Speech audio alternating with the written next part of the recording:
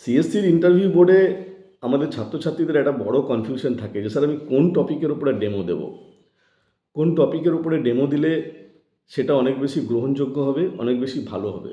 দেখুন, এটা একটা বিষয় বটে যে আপনি কোন টপিকের উপরে ডেমো দেবেন, সেটা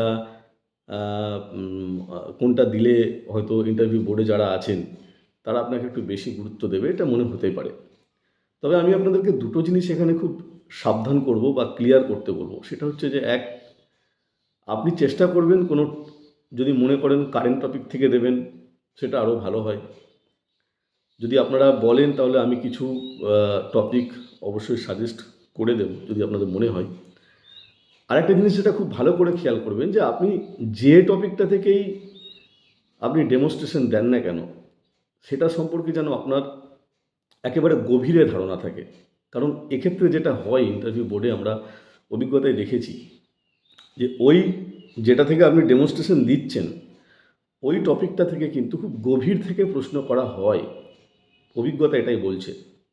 সেক্ষেত্রে যদি আপনি ধরুন একটা ভালো টপিক আপনাকে কেউ সাজেস্ট করলো, আপনি ইন্টারভিউয়ের 10 দিন আগে পাজেলড হয়ে গেলেন যে আমাকে আমার অমুক দাদা বা অমুক কোনো ব্যক্তি বলেছেন যে এইটার থেকে, এই টপিক থেকে ডেমনস্ট্রেশন যদি আমি রেডি করি তাহলে সেটা খুব ভালো হবে, এবং সেটা আপনার হয়তো সাবলীল নয়।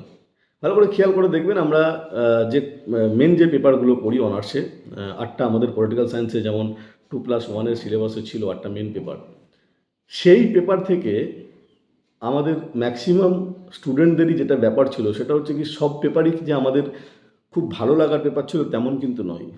কারোর পাবলিক অ্যাডমিনিস্ট্রেশন ভালো লাগতো, কারো আয়ার ভালো লাগতো, কারো থিওরি ভালো লাগতো, কারো সোশিওলজি ইন পলিটিক্স ভালো লাগতো, কারো বা ইন্ডিয়ান পলিটিক্যাল থট ভালো লাগতো, কারো বা তোমার ভারতীয় শাসন ব্যবস্থা ভালো লাগতো।